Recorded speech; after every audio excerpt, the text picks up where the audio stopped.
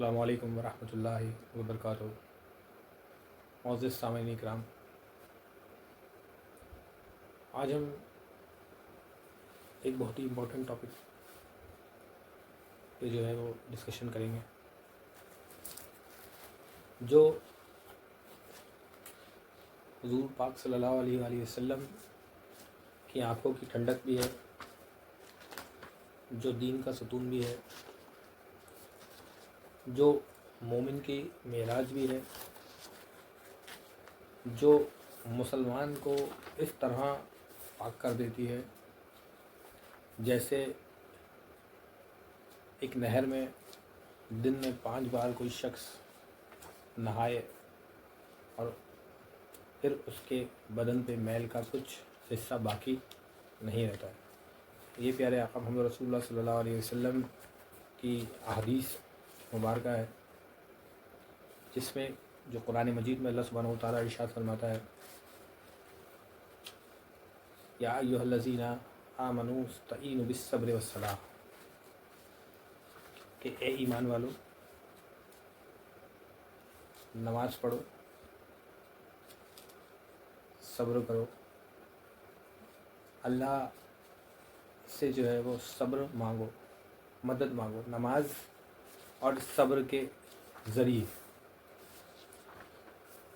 نماز جو ہے وہ مومن کی معراج ہے اور رسول پاک صلی اللہ علیہ وآلہ وسلم کو جو ہے وہ تحفے میں عطا کی گئی ہے۔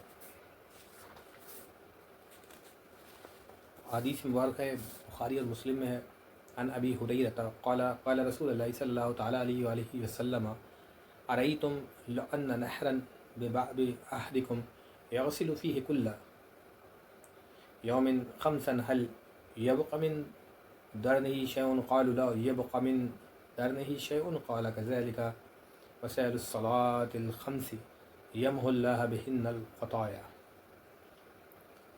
حضرت ابو ہریرہ رضی اللہ تعالیٰ عنہ نے کہا، رسول پاک صلی اللہ علیہ وآلہ وسلم نے فرمایا کہ بتاؤ، اگر تم لوگ میں سے کسی دروازے پر نہر ہو اور وہ اس میں روزانہ 5 مرتبہ غسل کرتا ہو تو کیا ان کے بدن پر کچھ میل باقی رہ جائے گا؟ صحابہ کرام نے عرض کیا، ایسی حالت میں اس کے بدن پر کچھ میل باقی نہیں رہے گا۔ حضور پاک صلی اللہ علیہ وآلہ وسلم نے فرمایا، بس یہی کیفیت ہے 5 نمازوں کی، اللہ تعالیٰ ان کے سبب گناہوں کو مٹا دیتا ہے۔ ایک اور حدیث مبارکہ میں حضور پاک ارشاد فرماتے ہیں، عن ابی ذر ان نبی صلی اللہ تعالی علیہ وآلہ وسلم خرج زمان الشتاء الورق يتافت فأخذ بغصنين من شجرة فجعل ذلك الورق يتافت فقال يا أبا ذر قلت لبيك يا رسول الله لبيك يا رسول الله قال إن العبد المسلم يصلي صلاة يريد به وجه الله فتاهفت ذنوبه كما يساهفت هذا الورق أن هذه الشجرة۔ یہ بھی ایک حدیث ہے جو نماز کی فضیلت بیان کرتی ہوئی نظر آتی ہے۔ حضرت ابو ذر رضی اللہ تعالیٰ عنہ نے فرمایا کہ ایک روز سردی کے موسم میں جب کہ درختوں کے پتے گر رہے تھے، یعنی پتجھڑ کا موسم تھا، حضور پاک صلی اللہ علیہ وآلہ وسلم باہر تشریف لے گئے تو آپ نے ایک درخت کی ٹہنیاں پکڑیں اور انہیں ہلایا تو ان شاخوں سے جو ہے وہ پتے گرنے لگے۔ آپ نے فرمایا، اے ابو ذر۔ ابو ذر فرماتے ہیں، لبیک، حاضر ہوں یا رسول اللہ صلی اللہ علیہ وسلم۔ آپ نے فرمایا، جب مسلمان بندہ خالص اللہ تعالیٰ کے لیے نماز پڑھتا ہے، خالص اللہ کے لیے نماز پڑھتا ہے تو اس کے گناہ اس طرح جھڑ جاتے ہیں جیسے کہ یہ پتے درخت سے جھڑ رہے ہیں۔ امام احمد نے جو ہے وہ حدیث کو جو ہے وہ بیان کیا ہے۔ اس حدیث کے بعد ایک اور حدیث ہے، عن سلمان قال سمعت رسول اللہ صلی اللہ تعالی علیہ وآلہ وسلم یقول من غدا الى الصلاة الصبح غدا برعیت الایمان ومن غدا الى السوق غدا برعیته ابلیس۔ اب حضرت سلمان رضی اللہ تعالیٰ عنہ نے کہا کہ میں نے رسول کریم صلی اللہ علیہ وسلم کو یہ فرماتے ہوئے سنا کہ جو شخص فجر کی نماز کو گیا وہ ایمان کا جھنڈا لے کر گیا، اور جو صبح سویرے بازار کی طرف گیا تو وہ شیطان کا جھنڈا لے کر گیا. ابن ماجہ میں یہ حدیث ہے. اب سوچنے والی بات ہے، آج کے زمانے میں صبح اٹھ کر جو نماز فجر کے لیے گیا وہ تو کہاں گیا؟ وہ اللہ کی راہ میں گیا، ایمان کا جھنڈا لے کر گیا، ایمان کے ساتھ گیا، ایمان کے کاموں کے لیے گیا، اسلام کے کام کے لیے گیا. خواہ وہ اپنے ہی کاموں میں مصروف ہے، کاروباروں میں گیا ہے یا تجارت کے لیے گیا ہے یا نوکری کے لیے گیا ہے، کسی بھی کام کے لیے گیا ہے، لیکن وہ ایمان کے ساتھ گیا. پیارے آقا محمد رسول اللہ صلی اللہ علیہ وسلم ارشاد فرماتے ہیں، اور جو نماز چھوڑ کے جس نے اپنے رب کو یاد نہیں کیا، فرض ادا نہیں کیا، وہ شیطان کا جھنڈا جو ہے وہ لے کر گیا. خواہ وہ کتنے بھی اچھے کام کے لیے گیا ہو، کوئی بھی نیک کام کے لیے گیا ہو، جائز کام کے لیے گیا ہو، حلال کام کے لیے گیا ہو، کسی بھی کام کے لیے گیا ہو، رسول پاک صلی اللہ علیہ وسلم نے فرمایا کہ وہ شیطان کا جھنڈا لے کر گیا ہے. جھنڈے سے مراد یہ ہے کہ اس نے جو ہے شیطان کے کاموں کے لیے جو ہے وہ کام کیے، یعنی شیطان کو جو ہے فتح دلانے کے لیے. جھنڈے سے مراد فتح ہوتی ہے. سرکار دو عالم صلی اللہ علیہ وسلم کے زمانے مبارک میں جھنڈا لے جانے کا مطلب یہ تھا کہ آپ اس کی جد و جہد کے لیے، اس کے لیے کام کرنے کے لیے، یعنی دین کا جھنڈا لے کے جو جاتے تھے، اسلام کا جھنڈا لے کر جو لوگ جاتے تھے، وہ لوگ جو ہیں وہ جنگ میں جاتے تھے، دین کی دعوت کے لیے جاتے تھے، سفر کرتے تھے تو اسلام کا جھنڈا لے کر جاتے تھے.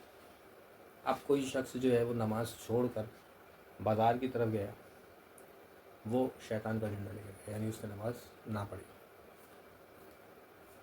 حضور پاک صلی اللہ علیہ وسلم ایک اور حدیث مبارکہ ہے، عن عبداللہ بن عمر بن العاص عن النبی صلی اللہ تعالیٰ علیہ وسلم انہ ذکر الصلاۃ یوما فقال من حافظ علیہ کانت له نورا وبرهانا ونجاة یوم القیامہ ومن لم يحافظ علیہ لم تكن له نورا ولا برهانا ولا نجاة وكان يوم القیامة مع قارون وفرعون وحامان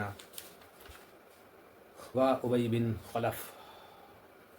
احمد میں جو ہے وہ نقل ہے، دارمی شریف میں، بہقی شریف میں. بہت سوچنے سمجھنے والی حدیث مبارکہ ہے. کیا حضور پاک صلی اللہ علیہ وسلم ارشاد فرماتے ہیں، اس سے نماز کی اہمیت بھی بیان ہوتی ہے. کیا ہے؟ حضرت عبداللہ بن عمر بن عاص رضی اللہ تعالیٰ عنہ سے روایت ہے کہ نبی کریم صلی اللہ علیہ وآلہ وسلم نے ایک روز نماز کا ذکر کیا تو فرمایا کہ جو شخص نماز کی پابندی کرے گا تو نماز اس کے لیے نور کا سبب ہوگی، کمال ایمان کی دلیل ہوگی، اور قیامت کے دن بخشش کا ذریعہ بنے گی.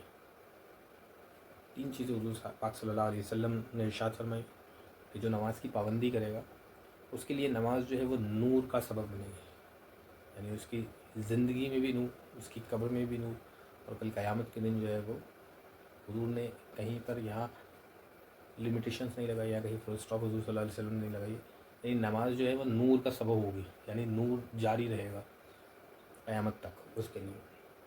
اس کا چہرہ جو ہے وہ نور سے چمکے گا، اس کی زندگی نور سے جو ہے وہ روشن ہو جائے گی، اس کی قبر بھی نور سے روشن ہوگی، اور کل قیامت کے دن بھی جو ہے وہ نور کی طرح اس کی صورت چمکے گی. اور حدیث مبارکہ میں حضور پاک صلی اللہ علیہ وسلم نے اس کا بھی ارشاد فرمایا کہ نماز اور وضو جو کرتے ہیں دنیا میں لوگ، کل قیامت کے دن ان کے چہرے 14ویں کے چاند سے زیادہ چمکتے ہوں گے. پہلا تو نور جو ہے وہ سبب ہوگی. کمال ایمان، کہ اس کا ایمان جو ہے وہ کمال کا ہے. لفظ کمال استعمال کرتے ہیں ہم لوگ، کہاں یوز کرتے ہیں ہم؟ کمال کی چیز دیا، جس چیز سے حیرت ہو جائے، جس چیز کو دیکھ کے جو ہے وہ آپ شاکڈ ہو جائیں، سرپرائز ہو جائیں، جو چیز ہمیں ہمیشہ دیکھنے کو نہ ملتی ہو، اس کے لیے جو ہے وہ کمال کا لفظ استعمال ہوتا ہے. حضور پاک صلی اللہ علیہ وآلہ وسلم فرماتے ہیں کہ اس کا ایمان جو ہے وہ، اس کمال ایمان، ایمان اس کا 2 لفظوں میں ہے، ایک کامل ایمان ہو جائے گا یا اس کا ایمان جو ہے وہ کمال کا ہوگا، اس کے ایمان کی وجہ سے دوسرے لوگ متاثر ہوں گے. تیسری، قیامت کے دن بخشش کا ذریعہ بنے گی. نماز جو ہے کل قیامت کے دن سب سے پہلا جو سوال پوچھا جائے گا، شیخ محدث دہلوی رحمۃ اللہ علیہ فرماتے ہیں کہ روز محشر کے جا گداز بدھ اول پرسش نماز بدھ. فارسی میں فرماتے ہیں کل قیامت کا دن واقع ہوگا، نفسی نفسی کا عالم میں ہوگا، اس دن سب سے پہلا جو سوال پوچھا جائے گا وہ نماز کا کیا جائے گا۔ ایک اور حدیث مبارکہ میں صحیح بخاری میں حضور پاک صلی اللہ علیہ وسلم ارشاد فرماتے ہیں کہ کل قیامت کے دن بندے کی زمین میں پیر جم جائیں گے، وہ ایک قدم بھی آگے نہ بڑھا پائے گا جب تک کہ اس سے 3 سوال نہ پوچھ لیے جائیں۔ پہلا سوال جو ہے وہ نماز کا ہوگا۔ آگے حضور ارشاد فرماتے ہیں اور جو نماز کی پابندی نہیں کرے گا اس کے لیے نہ تو نور کا سبب ہوگی، نہ کمال ایمان کی دلیل ہوگی، اور نہ بخشش کا ذریعہ۔ تینوں چیزیں نہیں ہوں گی۔ جو نماز کی پابندی نہیں کرتا ہوگا تو اسے یہ حق نہیں کہ اس کے چہرے سے نور نکلے، اس کا ایمان کمال نہیں ہوگا۔ تیسرا، اس کی بخشش جو ہے، نماز اس کی بخشش کا سبب نہیں بنے گی۔ اور وہ قیامت کے دن کن کے ساتھ ہوگا؟ اللہ کی پناہ مانگنی چاہیے۔ کل قیامت کے دن وہ قارون، فرعون، حامان اور ابی بن خلف کے ساتھ ہمراہ ہوگا۔ ایسے لوگوں کے ساتھ اس کا جو ہے وہ قیامت ہوگی، اس کا حساب و کتاب ایسے لوگوں کے ساتھ ہوگا جو لوگ معاذ اللہ خدائی کا دعویٰ کرتے تھے، جن کا قرآن میں جن کے لیے جو ہے، جنہوں نے انبیاؤں کو ستایا، انبیاؤں کو اذیتیں دیں، جن کی وجہ سے جو ہے عذاب جن پر نازل ہوئے، ان لوگوں کے ساتھ اس کا حساب ہوگا جو نماز کی پابندی نہیں کرتے ہیں۔ ایک اور حدیث مبارکہ ہے ان علی ان نبی صلی اللہ تعالیٰ علیہ وآلہ وسلم قال یا علی ثلاث لتؤخرها الصلاة اذ اتت والجنازة اذ حضرت والعیم اذا وحدت لها کفوا۔ حضرت علی کریم اللہ تعالی وجہ نے کہا کہ حضور پاک صلی اللہ علیہ وسلم نے مجھ سے فرمایا کہ اے علی، 3 کاموں میں دیر نہ کرنا۔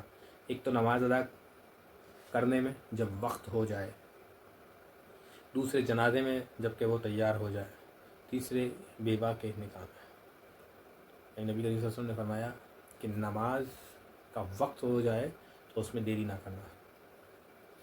عن انس قال قال رسول اللہ صلی اللہ تعالیٰ علیہ وسلم تلک الصلاة المنافق یجلس یرقب الشمس حتى اذا صفوت وكانت بین قرن الشیطان قام فنقر اربعا لا یذکر اللہ الا قلیلا۔ حضرت انس رضی اللہ تعالیٰ عنہ نے کہا کہ رسول کریم صلی اللہ علیہ وسلم نے فرمایا کہ یہ منافق کی نماز ہے کہ بیٹھے ہوئے سورج کا انتظار کرتا ہے یہاں تک کہ جب سورج پیلا پڑ جاتا ہے اور شیطان کی دونوں سینگوں کے بیچ میں آ جاتا ہے تو کھڑا ہو کر 4 چونچ مار لیتا ہے، نہ ہی ذکر کرتا ہے اس تنگ وقت میں اللہ تعالیٰ کا مگر بہت تھوڑا۔ مسلم شریف کی حدیث ہے۔ یعنی سورج نکلنے کے بعد جو ہے وہ نماز ادا کرتا ہے منافق، اور بہت تھوڑا اپنے رب کا ذکر کرتا ہے۔ عن عمر ابن شعیب قال جدہ قال قال رسول اللہ صلی اللہ تعالیٰ علیہ وسلم مروا اولادکم بالصلاة وهم ابناء 7 سنین وادربوہم علیہا وهم ابناء 10 سنین وفرقوا بینہم فی المضاجع۔ حضرت عمر بن شعیب رضی اللہ تعالیٰ عنہ اپنے دادا سے روایت کرتے ہیں، انہوں نے کہا کہ حضور پاک صلی اللہ علیہ وسلم نے فرمایا کہ جب تمہارے بچے 7 سال کے ہو جائیں تو ان کو نماز پڑھنے کا حکم دو، اور جب 10 سال کے ہو جائیں تو ان کو مار کر نماز پڑھاؤ اور ان کے سونے کی جگہ علیحدہ کرو۔ ابو داؤد شریف کی حدیث ہے۔ تو یہ نماز کی اہمیت ہے۔ قرآن میں اللہ تعالیٰ نے کئی جگہ نماز کا حکم دیا ہے، ڈھیروں جگہ اللہ تعالیٰ ارشاد فرماتا ہے کہ نماز ادا کرو، نماز کی پابندی کرو، زکوٰۃ دو۔ تو نماز جو ہے وہ مومن کی معراج ہے۔ حضور پاک صلی اللہ علیہ وسلم نے ارشاد فرمایا، حضور فرماتے ہیں کہ نماز میری آنکھوں کی ٹھنڈک ہے۔ نماز میں صحیح بخاری شریف میں ہے کہ نماز میں جب بندہ ہوتا ہے تو وہ اپنے رب سے مناجات کرتا ہے، اپنے رب سے باتیں کرتا ہے، اپنے رب سے کلام کرتا ہے۔ ایک اور حدیث مبارکہ میں حضور پاک صلی اللہ علیہ وسلم ارشاد فرماتے ہیں کہ جب بندہ نماز میں ہوتا ہے تو جب وہ سجدے میں جاتا ہے تو بندے اور رب کے بیچ میں جو ہے، اللہ کے بیچ میں کوئی پردہ جو ہے وہ نہیں رہ جاتا۔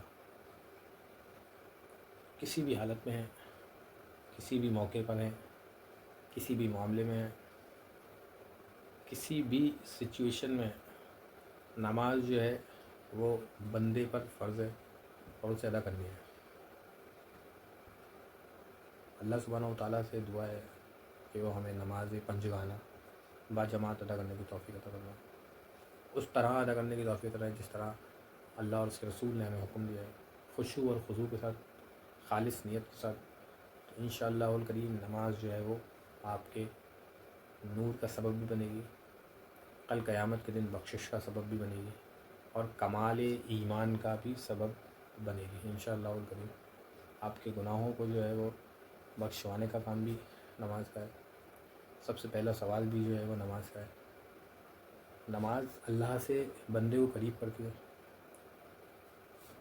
اللہ اپنے بندے کے قریب، بندہ اپنے رب کے قریب ہو جاتا ہے۔ بندے کی معراج جو ہے وہ نماز ہے۔ تو اللہ سبحانہ و تعالیٰ سے دعا ہے کہ وہ ہمیں نماز پنجگانہ خشوع اور خضوع کے ساتھ ادا کرنے کی توفیق عطا فرمائے، اور اپنے رب سے دعائیں کرنے کی توفیق عطا فرمائے، رسول اللہ صلی اللہ علیہ وسلم کی سنتوں پر عمل کرنے کی توفیق عطا فرمائے۔ بے حیائی، اللہ تعالیٰ قرآن مجید میں ارشاد فرماتا ہے ان الصلاۃ تنہی عن الفحشاء والمنکر والبغی، کہ بے شک نماز بے حیائی اور بری باتوں سے روکتی ہے۔ تو اپنے بھائیوں سے جو ہے وہ میری اپیل ہے کہ وہ نماز پنجگانہ ہر حال میں ادا کرنے کی جو ہے وہ کوشش کریں، اور اپنے رب سے دعا بھی کریں، ایک کے بعد دوسری کا انتظار کریں کہ ایک نماز پڑھ لی ہے دوسری پڑھنا ہے۔ ربنا تقبل منا انك انت السميع العليم وتب علينا انك انت التواب الرحيم برحمتك يا ارحم الراحمين۔